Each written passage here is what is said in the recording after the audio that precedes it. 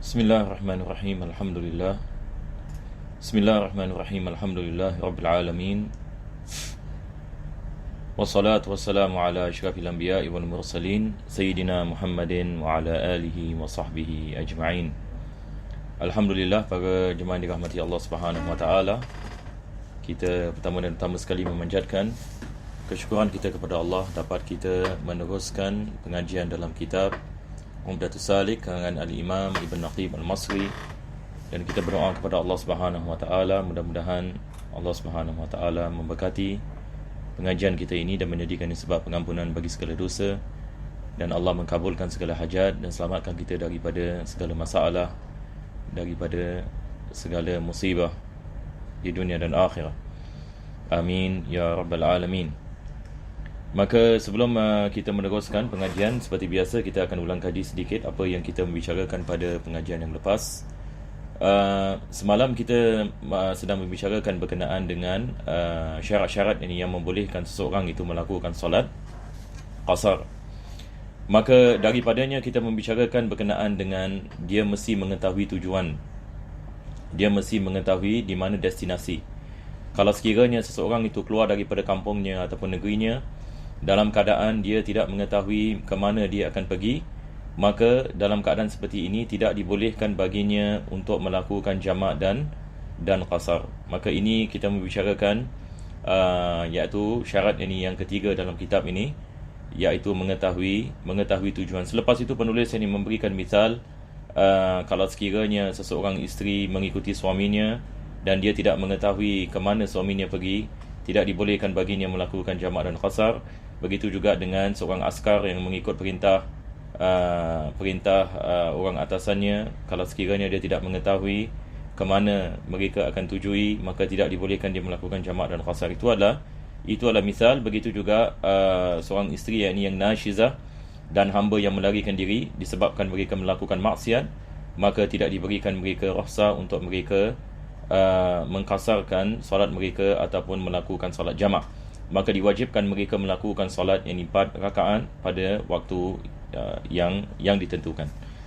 Jadi insyaAllah selepas itu kita membicarakan syarat yang keempat, iaitu diwajibkan kita melepasi negeri ataupun kampung ataupun tembok. Semalam ini kita membicarakan berkenaan dengan sebahagian kampung yang dikelilingi oleh tembok yang menunjukkan had yang bagi kampung tersebut. Kalau sekiranya dia keluar daripada tembok negerinya, maka dibolehkan dia melakukan jamak dan qasar sebab dia sudah dikirakan sebagai musafir. Kalau sekiranya negerinya tidak ada tembok, maka kita mengambil iktibar rumah yang terakhir sekali dalam kawasan itu. Jadi kalau sekiranya kita berada di sebuah kota misalan, maka apabila kita keluar daripada kota tersebut, akhir kawasan perumahan, bila kita masuk kepada highway misalan jauh daripada kawasan perumahan, maka ini dikirakan kita telah keluar daripada kampung kita, maka dibolehkan kita melakukan jamak dan qasar. Jadi di sini ingin saya mengatakan, lebih-lebih lagi kalau kita di Malaysia misalan, biasa orang Singapura pergi ke Malaysia, di Malaysia ini kita kena ambil iktibar perkara ini. Di Singapura tidak ada masalah, sebab seperti mana saya mengatakan semalam, kita di Singapura ini ibarat satu pulau, ya. Jadi tidak ada masalah. Kita tidak membicarakan misalan akhir rumah ke ataupun tembok dan sebagainya. Kita mengambil iktibar lautan itu sendiri sebab kita adalah pulau. Tetapi orang yang tinggal di Johor misalan, orang yang tinggal di Melaka, ataupun kita orang Singapura misalan, kita tinggal di Johor lebih daripada 4 hari dan kita dah mukim di Johor, selepas itu kita mau pergi ke Melaka misalan, daripada mana yang bermula kita boleh melakukan jamak dan qasar, itulah persoalan. Maka di sini kita mengambil iktibar kawasan kita. Kalau sekiranya kita tinggal di sebuah kawasan yang tertentu, dan apabila kita keluar daripada kawasan perumahan yang kita tinggal di dalamnya, maka dibolehkan kita melakukan jamak dan qasar. Tapi kalau sekiranya kawasan perumahan itu dia bersambung, maka kita tidak boleh melakukan jamak dan qasar sehingga kita keluar daripada kawasan itu. Jadi ada 2 perkara di sini ingin saya ulangi. Perkara yang pertama sekali adalah kampung ataupun kota yang dikelilingi oleh tembok. Yang kedua adalah keadaan yang kampung ataupun kota yang tidak dikelilingi oleh tembok. Kalau sekiranya ia dikelilingi oleh tembok, maka sangat mudah sekali bila kita keluar daripada kawasan tembok, kita sudah boleh melakukan jamak dan qasar. Dan ini adalah misal seperti Baitul Maqdis misalan, the old city. Kalau kita pergi Baitul Maqdis sampai hari ini, kita lihat kawasan yang di Baitul Maqdis itu dikelilingi oleh tembok. Dikelilingi oleh tembok, yang ini kesemuanya dikelilingi yang ini oleh tembok. Begitu juga di Istanbul, yang ini misalan kawasan lama yang ini Istanbul yang dikenali sebagai Konstantinia, maka ia dikelilingi oleh tembok. Maka zaman dahulu kampung-kampung yang ini yang lama seperti ini, ia dikelilingi oleh tembok. Kita boleh mengambil iktibar. Tetapi kebanyakan kawasan-kawasan hari ini sudah tidak dikelilingi oleh tembok, maka kita mengambil iktibar rumah yang ini yang terakhir dalam kawasan itu. Apabila kita keluar daripada hudud rumah yang ini yang terakhir, maka ia dikirakan sebagai masa untuk kita boleh melakukan jamak dan qasar kalau sekiranya destinasi kita lebih daripada 2 marhalah. Ini seperti syarat-syarat yang sebelum ini afwan, yang kita membicarakan. Sekarang insya-Allah ini kita masuk kepada kitab. Penulis ini mengatakan wal muqimu fi sahra'i yaqsuru bi mufaraqati qiyami qaumihi. Yani seorang yang tinggal di padang pasir, ini adalah ibarat badui misalnya, dia tinggal di padang pasir, dia tidak ada rumah yang tetap, dia tinggal di kemah misalnya. Maka bilakah masa dia boleh melakukan qasar? Apabila dia melepasi kawasan kemah kaumnya. Jadi kalau sekiranya mereka berkemah di sebuah tempatan, dari bila dia melepas kemah yang terakhir, maka dia sudah boleh melakukan jamak dan qasar walaupun kawasan perkemahan itu tidak besar. Jadi ini masalah yang perlu kita faham dengan baik, jemaah dirahmati Allah. Penulis ini memberikan kepada kita gambaran ini supaya kita dapat faham apa yang dimasukkan oleh ulama-ulama kita dalam kitab-kitab mereka. Bukan saja kita membicarakan ini tentang had negeri ataupun had satu kedaulatan dan sebagainya, tetapi kita mengambil iktibar kampung itu sendiri. Kita mengambil iktibar kawasan perumahan, kita mengambil iktibar tembok yang mengelilingi kota dan sebagainya. Summa idzan tahas safaru atamma, kalau sekiranya dia dah habis safarnya, maka diwajibkan dia melakukan itmam, iaitu solat ini 4 rakaat. Yakni misalan dia sampai negerinya, misalan kita orang Singapura, misalan kita pergi Kuala Lumpur, selepas itu daripada Kuala Lumpur kita nak balik Singapura. Dalam perjalanan kita boleh jamak dan qasar. Tapi apabila kita sampai di Singapura, tidak dibolehkan kita jamak dan qasar, sebab kita telah sampai yakni kepada tanah kita tinggal. Biwusulihi ila watanihi aw bi niyati iqamati 4 ayamin ghaira yaumai dukhuli wal khuruj. Jadi pertama sekali adalah kalau kita sampai yakni kepada negeri kita, diwajibkan kita solat yakni 4 rakaat ini dengan solat ini dengan penuh. Ini perkara yang pertama. Perkara yang kedua, apabila kita niat iqamah di sebuah negeri, misalan kita pergi Melaka, yakni misalan kita pergi yakni Melaka dan kita niat tinggal di Melaka 1 minggu misalan. Apabila kita sampai di Melaka, sudah tidak dibolehkan kita melakukan jamak dan qasar. Apa sebabnya? Sebab dia ada 4 hari dan lebih. 4 hari dan lebih. Apa-apa yakni 4 hari dan lebih, tidak dibolehkan kita melakukan jamak dan qasar, walaupun yakni kita baru sampai. Yakni bukan maksudnya 3 hari yang pertama kita boleh jamak dan qasar, hari yang keempat baru kita solat sepenuhnya. Ini adalah kesilapan. Saya ingin mengatakan ramai jemaah kita melakukan kesilapan ini disebabkan ramai orang menanyakan perkara ini dan mereka tidak mengetahui tentang perkara ini. Ramai orang menyangkakan 3 hari yang pertama sahaja yang kita boleh melakukan jamak dan qasar. Di sini saya ingin mengatakan kalau sekiranya seseorang itu dia niat untuk tinggal di sebuah tempat 4 hari dan lebih, apabila dia sampai kepada kawasan destinasinya sudah tidak dibolehkan dia melakukan jamak dan qasar. Jadi saya mungkin akan memberikan misal. Sekarang ini kita nak pergi Melaka misalnya, kita nak duduk di bandar Melaka. Kita nak duduk ini di bandar yang ini Melaka. Maka satu orang ini misalnya dia dalam perjalanan misalnya dia boleh jamak dan qasar. Misalnya kita boleh di Macap ataupun di JB misalnya, kita boleh melakukan solat Zuhur dan Asar jamak. Misalnya kalau kita pada waktu Zuhur, kita boleh melakukan jamak Zuhur dan Asar dan qasar dan sebagainya. Tidak ada masalah. Tetapi apabila kita sampai di Melaka, misalnya kita sampai ini pada waktu Maghrib ini misalnya, maka kalau sekiranya kita niat tinggal di Melaka 1 minggu misalnya, ini tentu sekali lebih daripada 4 hari dan lebih, maka diwajibkan yakni kita melakukan salat pada waktunya. Tidak dibolehkan kita melakukan jamak dan tidak dibolehkan kita melakukan qasar. Dan penulis ini di sini mengatakan tidak lebih daripada dia adalah 4 hari dan lebih, tak termasuk hari sampai dan hari keluar. Itu sebab saya memberikan misal 1 minggu tadi. Jadi apa maksudnya tak termasuk ini hari sampai dan hari keluar? Jadi misalnya begini, kita sampai misalnya kita keluar hari Isnin, misalnya kita di Singapura, kita keluar hari Isnin nak pergi Melaka. Maka kita belum keluar Singapura naik kereta misalnya, dan kita sampai yang ni Melaka misalnya yang ni pada waktu petang misalnya. Kita sampai yang ni Melaka. Maka hari Isnin tidak diambil kira.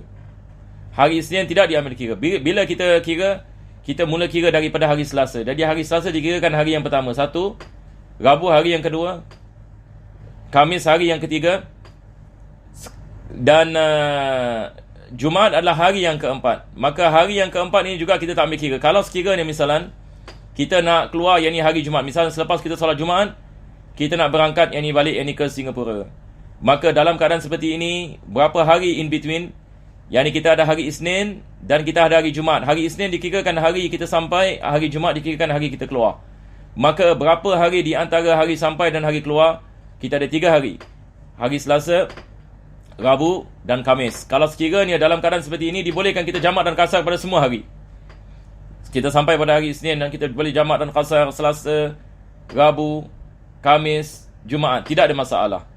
Tetapi bila kita tidak boleh melakukan jamak dan qasar, kalau sekiranya kita keluar pada hari Sabtu.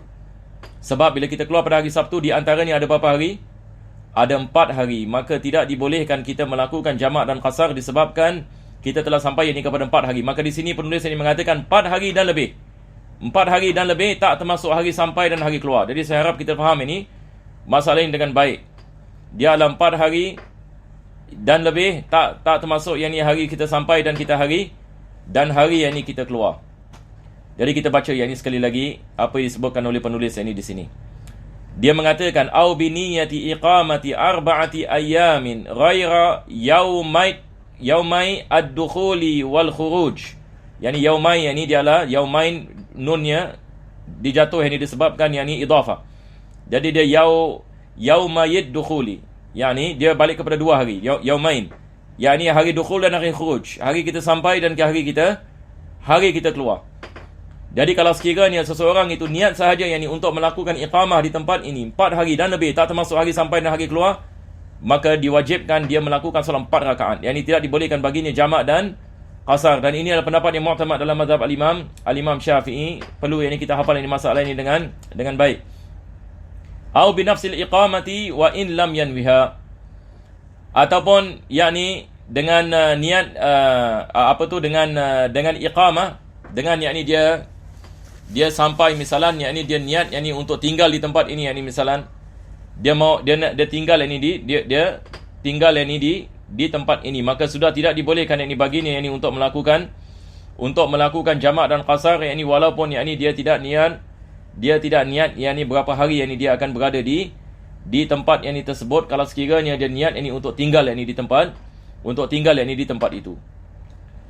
Famata aqama arba'ata ayamin ghaira yaumid dukhuli wal khuruj atamma. Dan apabila sahaja yang dia sampai yang ini kepada 4 hari, dia niat yang ini tinggal 4 hari, tak termasuk hari sampai dan hari keluar, maka diwajibkan dia melakukan salat dengan itmam, iaitu 4 rakaat pada waktunya. Allahumma illa an yuqima li hajatin yatawaqqa'u najazaha wa yanwi al-irtihal idza inqadat fa innahu yaqsuru ila 18 yawman. Ini ada pengecualian dalam bab. Penulis ini mengatakan pengecualiannya adalah kalau sekiranya dia tidak tahu bila dia akan keluar.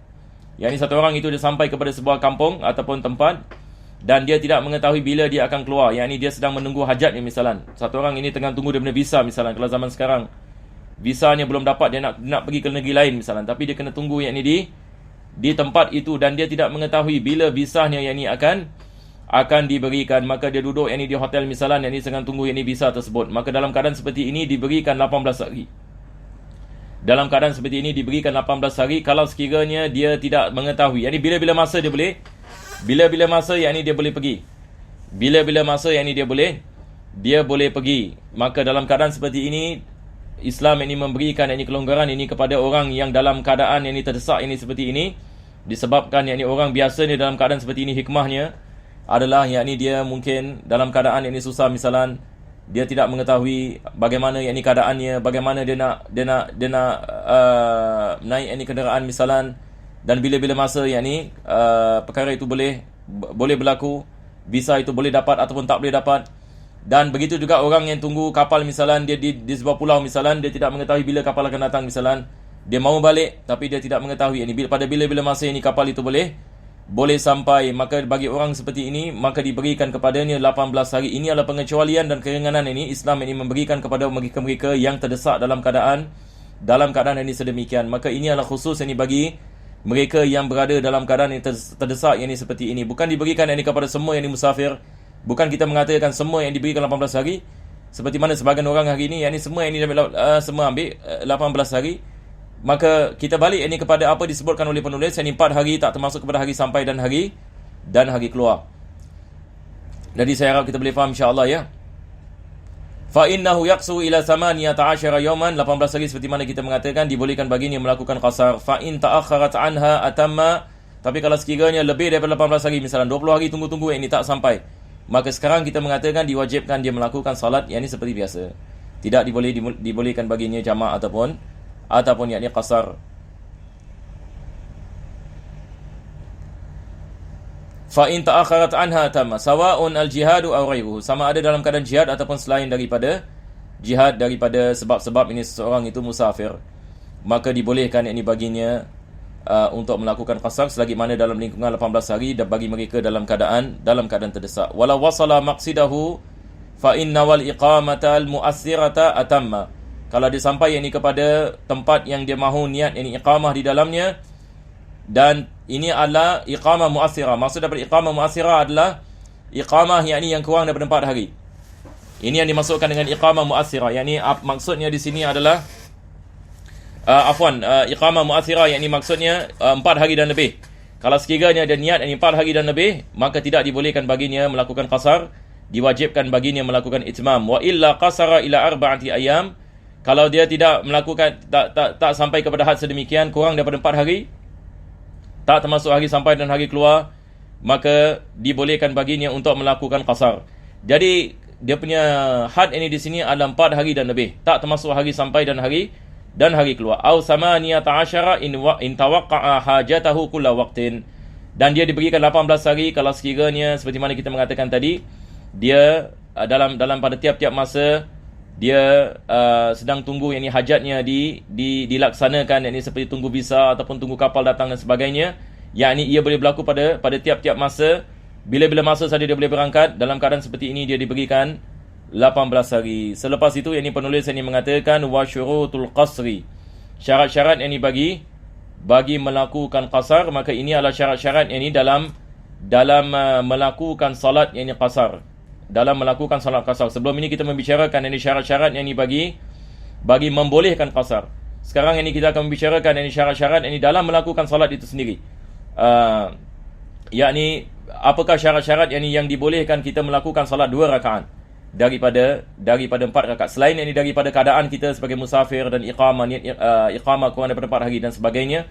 Sekarang ini penulis akan membicarakan dengan terperinci lagi berkenaan dengan salat itu sendiri. Bilakah yakni salat kita akan menjadi sah kalau sekiranya kita melakukannya dalam keadaan qasar, dan apakah syarat-syarat ini bagi sahnya salat. Maka penulis ini mengatakan yang pertama adalah wuqu'us salati kulliha fi safar, yakni kesemua salat yang kita sedang melakukan qasar itu dia berlaku dalam keadaan safar. Ini mungkin kita tak ada masa, mungkin saya akan memberikan misal, insya-Allah kita akan sambung ini pada kali yang akan datang. Cuma misalnya adalah begini ya. Yang pertama misalnya adalah begini. Sekarang satu orang itu dia sedang melakukan qasar, yakni dia takbir Allahu Akbar, dia niat ini qasar ini misalnya salat zuhur misalnya. Maka dia dah masuk ke dalam salat. Tetapi masalahnya dalam salat dia niat iqamah. Dia sekarang musafir, dia niat nak berada di Melaka hanya 1 hari. Dia niat nak masuk Melaka misalnya 1 hari saja. Lepas itu yakni dia nak pergi ke Kuala Lumpur misalnya. Tetapi dalam salat dia tukar niat. Dia niat yang ni untuk tinggal di Melaka selama 1 minggu pula. Sebab dia teringat ini misalnya kawan yang ada di sini, ataupun ada tempat yang ni dia nak pergi, ada benda dia nak beli misalnya. Maka dia niat yang ni untuk iqamah ini di Melaka selama 1 minggu. Maka dalam keadaan seperti ini, dan dia dalam salat dalam salat, maka diwajibkan ke atas dia melakukan salat 4 rakaat walaupun dia niat qasar tadi. Tapi sekarang kita mengatakan sebahagian daripada salatnya sudah terkeluar daripada keadaan dia bukan musafir, sebab dia sekarang sudah berada dalam keadaan mukim, dia bukan musafir. Maka kalau dia melakukan salat 2 rakaat tidak sah ini salatnya. sebab dia sudah masuk ini kepada keadaan mukim. Rabbana taqabbal du'ana innaka antas samiul alim wa tub 'alaina innaka antat tawwabur rahim wakhtim bisolihati a'malana wa ajrina Allah ya karim bifadli subhana rabbika bil 'izzati amma yasifun wa salamun 'alal mursalin walhamdulillahi rabbil alamin. Insyaallah kita akan sambung yang kedua pada hari Khamis ini insyaallah. Jazakumullah khair. Sallallahu alaihi wasallam Muhammadin wa ala alihi wasallam.